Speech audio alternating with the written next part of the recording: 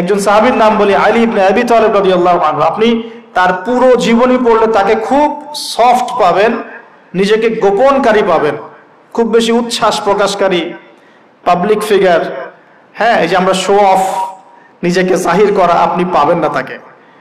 এবং তিনি শেষ জীবনে কি বলেছেন জানেন? শেষ জীবনে বলেছেন যে জ্ঞান আমি নবী সাল্লাল্লাহু আলাইহি ওয়াসাল্লামের কাছ থেকে পেয়েছি সেগুলোকে সুষ্ঠুভাবে বন্টন করার মতো কাউকে পেলাম না জীবনে। মানে একটা লেভেল থাকে মানুষের আল্লাহ পাকের মারিফত লাভের, যে লেভেলে গিয়ে মানুষ সবার সাথে আমভাবে কিছু বলতে পারে না। তো আমি ওই লেভেলে কিছু ফিল করছি, কিছু নির্যাস পাচ্ছি যে আমি আপনাকে বুঝাতে পারছি না। যাই হোক, আল্লাহ পাক রউফ মানে এত সফট হবেন, জীবনের যে কোনো পদে আপনি আল্লাহকে ডাকবেন, আল্লাহ আপনাকে তাৎক্ষণিক সাড়া দিবেন ইনশাআল্লাহ, ইনশাআল্লাহ, ইনশাআল্লাহ আযজা ওয়া জাল। এখন পাতাগুলো ঘাটলে আমরা প্রথম এইরকম কোন মানুষকে পাই যারা নিজের নফসটাকে আল্লাহর জন্য উৎসর্গ করে দিয়েছেন? এক নাম্বার পাচ্ছি আমরা আমাদের আদি পিতা আদম আলাইহিস সালাম। আজকে ডিটেইলস আয়াত বাই আয়াত বলার সময় পাচ্ছি না, তবে আমি সামারি বলছি, আপনারা একটু বাসায় পড়ে নেবেন। আদম আলাইহিস সালামকে আল্লাহ রাব্বুল আলামিন নিজের হাত দিয়ে সৃষ্টি করেছেন, সুবহানাল্লাহ। এখন আল্লাহ পাকের হাত কি, কেমন, কিভাবে ব্যাখ্যা করতে পারবো না, এবং এই ব্যাখ্যা করা আমাদের জন্য জরুরি নয়। আল্লাহ পাক যা বলেছেন বাস, কোনো কিছুর সাথে সাদৃশ্যপূর্ণ নয়, কোনো কিছুর এক্সাম্পল তার সাথে শোভনীয় হবে না। জাস্ট আল্লাহ পাক বলেছেন খলাকতু বিয়াদাই, আমি আদমকে সৃষ্টি করেছি আমার দুই হাত দিয়ে, বাস এই পর্যন্ত, ফুল স্টপ। এগুলো হচ্ছে কোরআন সুন্নাহর কিছু মূলনীতি। আল্লাহ পাক বলেছেন আর রহমান আলাল আরশ ইস্তাওয়া, রহমান আরশের উপরে সমুন্নত। কোন হালতে কি অবস্থায় আছেন ব্যাখ্যা করতে পারবো না, দরকার নাই, ফুল স্টপ। আদম আলাইহিস সালামকে সবচেয়ে বড় যে নেয়ামত আল্লাহ পাক দিয়েছেন সেটা হলো আদম আলাইহিস সালামকে আল্লাহ পাক তার পক্ষ থেকে ইলম শিক্ষা দিয়েছেন, সুবহানাল্লাহ। আল্লাহ পাক প্রথমেই তাকে সৃষ্টি করে ফেরেশতাদেরকে দিয়ে সিজদা করার নাই। আল্লাহ পাক তাকে আগে জ্ঞান শিক্ষা দিয়েছেন, সূরা বাকারা শুরুর দিকে আছে ওয়া আল্লামাল আদামা আসমা কুল্লাহা, আমি আদমকে যত রকম জ্ঞান আছে, আসমা কুল্লাহা মানে যত রকম নাম এবং জ্ঞান আছে সবই শিখিয়েছি আদম আলাইহিস সালামকে। উম্মাহ আজকে পিছিয়ে পড়েছে আদম আলাইহিস সালাম এই মহামানবের জ্ঞানতাত্ত্বিক সুন্নত না নিয়ে। আজকে আমরা লেকচার শুনতে চাই, ইউটিউব ফেসবুক থেকে দিন শিখতে চাই, আমরা জ্ঞান অর্জন করতে চাই না। আপনি একটা লেকচারে ডাকেন, আপনি 2-3 লাখ লোক পাবেন, বাংলাদেশেই তো হচ্ছে 2-3-4-5 লাখ লোক, কিন্তু আপনি 5 লক্ষ লোককে 6 মাস একটা সিস্টেমেটিক সিলেবাস দিয়ে পড়াশোনা করতে বলেন, দে উইল ডিনাই। শুরু করে দেন, দেখবেন তার মধ্যে 10 জন বাকি আছে, বাকি সবাই রিজেক্ট করেছে। উম্মার সবচেয়ে বড় সমস্যা এখন, ইয়াংদেরকে স্পেশালি বলছি, জ্ঞানতাত্ত্বিক রেভলিউশনের ঘাটতি আছে। আমরা অনেক কিছু করতে চাই, অনেকে দাওয়ার কথা বলেন, জিহাদ ফি সাবিলিল্লাহর কথা বলেন, ইসলাম প্রতিষ্ঠার কথা বলেন, জ্ঞান অর্জন করতে চান না। ইলম অর্জন ছাড়া আপনি কিছুই করতে পারেন। আমরা জানি যে আদম আলাইহিস সালামকে এবং তার স্ত্রী হাওয়া আলাইহিস সালামকে জান্নাতে রাখা হয়েছে। সেখানে ওই যে ফেরেশতাদের মধ্যে লুকিয়ে থাকা জিন, যার নাম ইবলিস, সে সিজদা করে নাই। ইবলিস কিন্তু ফেরেশতা ছিল না, এটা ভুল কথা। ইবলিস কানা মিনাল জিন্নি ফাফাসাকা আন আমরি রাব্বিহ, ইবলিস ছিল জিন জাতির একজন যে তার রবের আদেশকে লঙ্ঘন করেছিল। ইবলিস ফেরেশতা ছিল না, এটা ভুল কনসেপ্ট। এমন না সে ফেরেশতা ছিল পরে শয়তান হয়ে গেছে, না, সে কখনোই ফেরেশতা ছিল না, সে জিন জাতির একজন ছিল। বিকজ এই পৃথিবীতে মানুষের আগে জিন জাতির অবস্থান ছিল, এর পূর্বে হয়তো আরো কিছু ছিল, আমরা জানি না, আল্লাহ পাক গোপন করে দিয়েছেন, আমরা জানি না। এখন ইবলিস সিজদা করেনি কেন? বিকজ সে বলেছিল খলাকতানি মিন নার ওয়া খলাকতাহু মিন তিন, আমাকে সৃষ্টি করেছেন আপনি আগুন দিয়ে, আদমকে সৃষ্টি করেছেন মাটি দিয়ে, কেন আমি আদমকে সিজদা করব? সে আদমকে সিজদা না করে এটা প্রমাণ করতে চাচ্ছে যে আল্লাহ আপনি ভুল, আমি সঠিক। নাউজুবিল্লাহ, এটাকে বলা হয় বাতিল কিয়াস, বাতিল কিয়াস, ভুল কিয়াস। এবং শুধু তাই না, আল্লাহ রাব্বুল আলামিন তাকে ওয়ার্ন করার পরেও সে কিন্তু ইউটার্ন করে তওবা করে ফিরে আসে নাই, সে তার মতের উপর অটল ছিল। পক্ষান্তরে আমাদের পিতামাতা যখন ফল খেয়ে ফেলেছেন জান্নাতে, যখন পোশাক খুলে গেছে, জান্নাতের পোশাক খুলে গেছে, ফল খাওয়ার পর প্রথম যে ঘটনা ঘটেছে, গায়ের পোশাকটা খুলে গেছে। দেখেন, সর্বপ্রথম আমাদের পিতামাতাকে জান্নাতে ফেরেশতাদের সামনে ইবলিস নগ্ন করে দিয়েছে। এটা ছিল আমাদের প্রতি ইবলিসের সবচেয়ে বড় আঘাত শুরুতে, প্রথম আঘাত শুরুতে শিরক করাতে পারে নাই, বেদাত করাতে পারে নাই, হারাম খাওয়াতে পারে নাই ইত্যাদি। শুরুতে আমাদের পিতামাতাকে সে অবাধ্যতায় লিপ্ত করে গা থেকে জান্নাতের পোশাকটা খুলে ফেলে দিয়েছে। এখান থেকে আমাদেরকে বুঝতে হবে আজকের এই গ্লোবাল সোসাইটিতে আমরা যে নগ্নতার এই ভয়াল থাবা এবং প্রদর্শনী দেখছি, এটা ওই আসমানের ওই যে ইবলিসের যে চক্রান্ত, তার এই জমিনে বাস্তবায়ন হচ্ছে। এখন বুঝাতে পারিনি মনে হয়, আল্লাহ মাফ করো। ইবলিস আমাদের পিতামাতার গা থেকে কাপড় খুলে ফেলে দিয়েছিল। সূরা আরাফে আল্লাহ পাক এটা বলেছেন, ইয়ানজিউ আনহুমা লিবাসাহুমা লিইউরিয়াহুমা মিন সাওয়াতিহিমা। হে বনু আদম, তোমরা সতর্ক থেকো, তোমাদের পিতামাতার গা থেকে কিন্তু ইবলিস কাপড় খুলে ফেলেছিল, তোমরা পৃথিবীতে গিয়ে আবার সেই কাজ করো না। তাহলে এখন আমরা একটু বুঝতে চেষ্টা করি, ইন্টেলেকচুয়াল অডিয়েন্স সবাই আমরা, আমাদের ক্রিটিক্যাল থিঙ্কার্স দরকার। তাহলে এখন যে সোসাইটির মধ্যে নগ্নতার, বেহায়াপনার সয়লাভ চলছে, every single city and country, including Dhaka, the city of Akhiruzzaman, সেটাও তো দেখেন কোথায় আপনি মানে শালীনতা পাচ্ছেন। ইসলামিক কান্ট্রি হিসেবে আলহামদুলিল্লাহ এখানে অনেক কিছু পান, ওয়ার্ল্ডের অন্যদিকে তাকিয়ে দেখেন। তার মানে ইবলিসের ওই এজেন্ডা এখন পৃথিবীতে কিছু মানুষ বাস্তবায়ন করছে, তাদের সাথে ইবলিসের একটা যোগসূত্র আছে আদর্শিক। আল্লাহ পাক আমাদের মা বোনদেরকে বেপরদামি থেকে হেফাজত করুন এবং আমাদের চোখগুলোকে আল্লাহ পাক পবিত্র করুন। আমি কিভাবে আপনি চোখ নামিয়ে চলবেন এই সমাজের মধ্যে, এটা এত সহজ নয়, আমরা খুব ভালো করে জানি এটা এত সহজ নয়। তো দেখুন, অনেক ভিতরে চলে যাচ্ছি। আদম আলাইহিস সালাম, হাওয়া আলাইহিস সালামকে সর্বপ্রথম নগ্ন করে দিয়েছে ইবলিস। তারা কিন্তু তওবা করে ফিরে এসেছেন। কি সেটা? রব্বানা, আমরা বলি রব্বানা যালামনা আনফুসানা ওয়া ইল্লাম তাগফির লানা ওয়া তারহামনা লানাকুনান্না মিনাল খাসিরিন। যখনই আমাদের পিতামাতা বুঝতে পারলেন যে তারা একটা ভুল করে ফেলেছেন, তখন তারা তওবা করে ইউটার্ন করলেন আল্লাহর দিকে, যেই কাজটা ইবলিস করে নাই। এই কাজটা ইবলিস না করার কারণে সে কাফের হয়ে গেছে, চিরস্থায়ী জাহান্নামে হয়ে গেছে।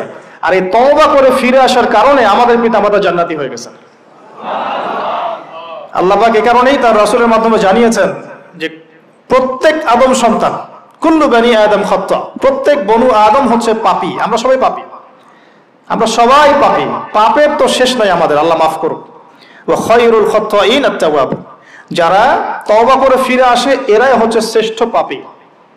জীবনের যে কোনো সময় যদি কেউ খালেস ভাবে আল্লাহর দিকে তওবা করে ফিরে আসতে পারে, আল্লাহ পাক এক মুহূর্তের মধ্যে তার আমলনামার সমস্ত গুনাহ মাফ করে নেকি দিয়ে পরিবর্তন করতে পারেন। এগুলো হাদিস থেকে বলছি, ডিটেলস বলতে পারছি না আমি, কোডগুলো। তো এখন এই মহামানবের জীবন থেকে আমরা কি শিখলাম? দেখুন, তাকে আল্লাহ পাক ইলমের নিয়ামত দিয়েছেন। তার মানে আমরা যদি গতানুগতিক মুসলিম না হয়ে এক্সট্রা অর্ডিনারি মুসলিম হয়ে আল্লাহর সাথে সাক্ষাৎ করতে চাই, দুনিয়াতে বেঁচে থাকতে চাই, পরকালে জান্নাত চাই, তাহলে আমাদেরকে আগে ইলমের চর্চা করতে হবে।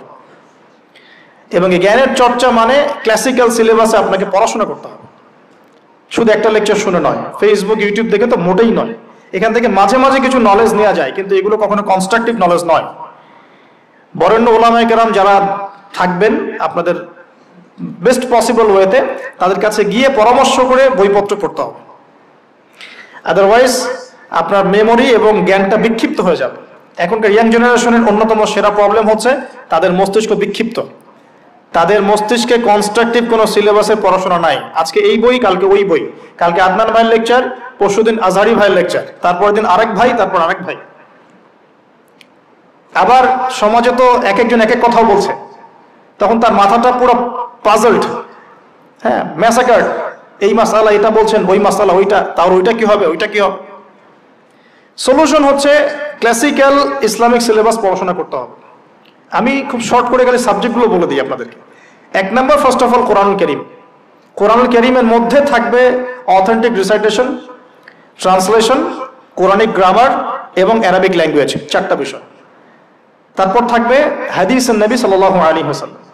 হাদিসের মধ্যে সহজ হাদিসের কিতাবগুলো পড়তে হবে। ফর এক্সাম্পল মিশকাতুল মাসাবিহ, রিয়াদুস সালিহিন, বুলুগুল মারাম, আপনার ফাইজুল কালাম, হাদিসে আরবাঈন, এরকম কিতাবগুলো আগে, তারপরে আস্তে আস্তে আস্তে আপনি কঠিন কিতাবের দিকে যাবেন। তবে এগুলো ওস্তাদ ছাড়া হয় না। এরপর দরকার হচ্ছে সিরাত, নবী সাল্লাল্লাহু আলাইহি ওয়াসাল্লামের পবিত্র জীবনী। এই জীবনী যার জানা নাই সে তার জীবনটাকে রাসূলের সিরাতের আলোকে মেলাতে পারবে না। এবং দ্বীন ইসলাম নিয়ে কিছু করতে চাইলে রাসূলের সিরাতের সুন্নাহ মাফিক করতে পারবে না। এরপর দরকার ইকোনমিক্সের জ্ঞান, ইসলামিক ইকোনমিক্স অবশ্যই। তারপরে দরকার হচ্ছে ইসলামিক ইতিহাসের জ্ঞান, ফিকহের জ্ঞান, আকীদার জ্ঞান, উসুলের জ্ঞান। এভাবে একটা কনস্ট্রাকটিভ সিলেবাস দাঁড়ায়। তারপরে গিয়ে একজন মানুষের জ্ঞানটা পাকাপোক্ত হবে ইনশাআল্লাহ।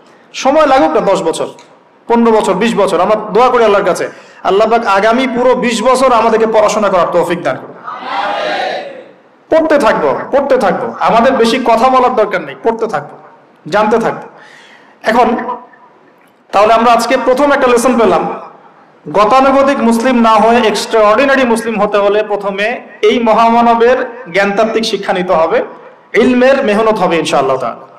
আল্লাহ পাক আমাদের সবাইকে জ্ঞানের মেহনত করার তৌফিক দান করুন এবং আমাদের পরিবারে জ্ঞান প্রতিষ্ঠার তৌফিক দান করুন, আমাদের বাচ্চাদের মধ্যে সেই জ্ঞান প্রবেশ করানোর তৌফিক দান করুন। আর প্রয়োজন হচ্ছে তাওবাহ, আত-তাওবাহ। আদম আলাইহিস সালাম ভুল করেছেন, আমরাও ভুল করি, কিন্তু শয়তানের পাল্লায় পড়ে ভুল করলেই তার তাবেদারি করতে হবে না, বরং যখনই আমাদের স্মরণ হবে আমরা ইউটার্ন করবো আল্লাহর দিকে তওবা করে।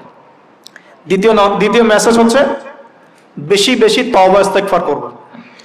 দিনে কমপক্ষে 100 বার পড়তে পারি আস্তাগফিরুল্লাহাল্লাযী লা ইলাহা ইল্লা হুয়াল হাইয়ুল কাইয়্যুম ওয়া আতুবু ইলাইহি, অথবা এতটুকু অ্যাটলিস্ট আস্তাগফিরুল্লাহ ওয়া আতুবু ইলাইহি, আস্তাগফিরুল্লাহ ওয়া আতুবু ইলাইহি, বাস এতটুকু। নবী সাল্লাল্লাহু আলাইহি ওয়াসাল্লাম দিনে 100 বার তওবা করতেন, কোন হাদিস এসেছে 70 বার তওবা করতেন। এরপর একটু সামনে যাই, কোরআনের পাতা উল্টালে দেখবো আরেকজন নবীর নাম আসে, আরেকজন মহামানবের নাম, তার নাম হচ্ছে নূহ আলাইহিস সালাম। এই মানুষগুলো যাদের কথা বলছি তারা কিন্তু কেউ গতানুগতিক মুসলিম ছিলেন না, ছিলেন তারা এক্সট্রা অর্ডিনারি মুসলিম ছিলেন। আমি তাদের থেকে নলেজ নিচ্ছি। এবার আসি কোরআনের পাতা একটু সামনে গেলে দেখবো আরেকজন নবীর নাম চলে আসে, নূহ আলাইহিস সালাম। নাম শুনেছেন? সামারি 950 বছর দিনের দাওয়াত দিয়েছেন। সুবহানাল্লাহ।